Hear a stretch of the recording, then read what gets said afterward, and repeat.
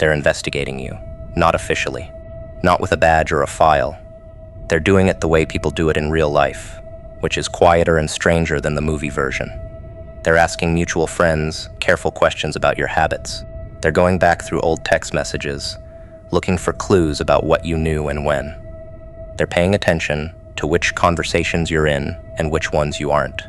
They're wondering if you have a source. They're wondering if you have a contact.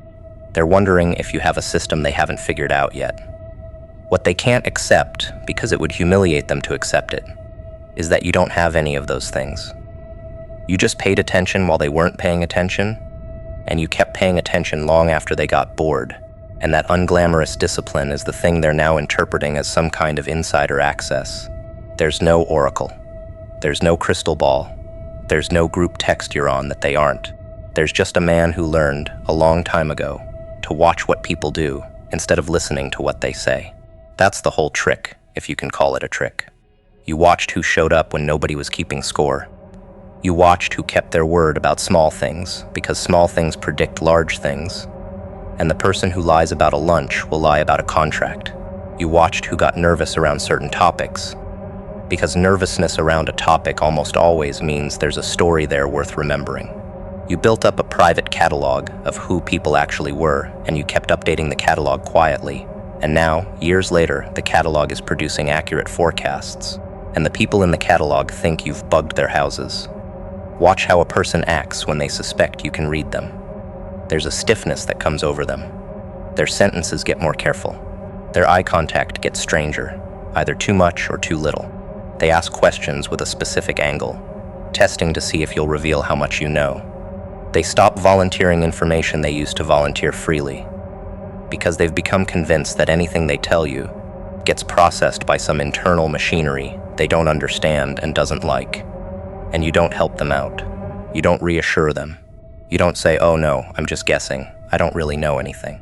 You let them sit inside the discomfort of their own suspicion, because the discomfort is doing more work on their behavior than any promise from you ever could. Their fear of your read is what's keeping them honest, or at least less dishonest, and that's not a bad situation to preserve. A prediction is only impressive because most people refuse to look at the obvious. That's the ugly secret at the heart of accurate forecasting. You didn't see the future.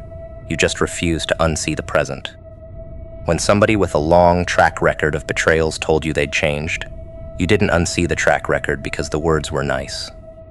When somebody with a pattern of financial disasters got excited about a new venture, you didn't unsee the pattern because the venture had a good pitch deck. When somebody who cheated in every prior relationship got serious with someone new, you didn't unsee the history because the couple looked happy on social media. Everyone else did unsee those things because seeing them was inconvenient and impolite. You paid the small social cost of seeing accurately in real time, and years later that small cost had compounded into something that looks like prophecy. How did you know? That's the question they hate to ask, but eventually can't help asking. It comes out casual, like they're just curious. But underneath the casual, there's a real need for the answer, because they're trying to figure out if you're a threat or an asset. If you're a threat, they need to know what you know so they can plan around it. If you're an asset, they want to get closer to you so they can benefit from whatever your access is. And your answer, delivered flat and simple, is that you don't know anything they don't. You just took the same information they had and drew a straight line through it, while they drew a curve to avoid the destination they didn't want to arrive at. The straight line was available to everyone. You were just the only one willing to walk it. Some of the people investigating you are doing it because they're scared. Some of them are doing it because they're jealous. The scared ones are the ones you were right about, or the ones you're about to be right about, and they're trying to get ahead of your next accurate call. The jealous ones are the ones who wish they had your read, who resent that they don't, who are trying to figure out whether the skill can be reverse engineered, learned, stolen. Neither group is going to leave you alone anytime soon. You'll notice them at the edges of your life for years. Both groups can be handled the same way, which is by revealing nothing about your process, saying almost nothing about your reasoning, and letting your predictions continue to land while offering no explanation for how they got there. Explained skill invites imitation. Unexplained skill invites respect. There's a specific kind of respect that gets paid to a person whose predictions have earned a track record. It's grudging. It's often silent, but it changes how people position themselves around you. They stop bringing you into small scams because they know you'll see the shape of the scam before it develops. They stop trying to sell you on people whose character doesn't hold up because they know you'll figure out the character within one conversation. They stop trying to talk you into decisions you didn't want to make because they've watched you predict the outcome of enough of their bad ideas to give up trying. Your presence becomes a filter. Certain kinds of low behavior simply don't attempt to enter rooms you're in because those behaviors have learned they don't survive first contact with you. That filter effect is one of the quiet luxuries of the reputation you've built. The people who used to dismiss your instincts are the ones investigating you the hardest. That's worth pausing on for a second. It's not the neutral observers. It's not the strangers. It's the specific individuals who used to laugh at your reads, who used to tell you you were being unfair, who used to defend the very people you were flagging as problems. Their investigation is not really about you. It's about them. They're trying to understand how they got it so wrong for so long. They're trying to figure out whether they missed a signal you caught, or whether you had some source of information they didn't have access to. They can't sit with the possibility that they were fooled by the same charm and the same excuses that you saw through. So they turn their confusion into a project, and the project is called figuring out how you did it. Something happens to a person's authority when they've been proven right in public enough times.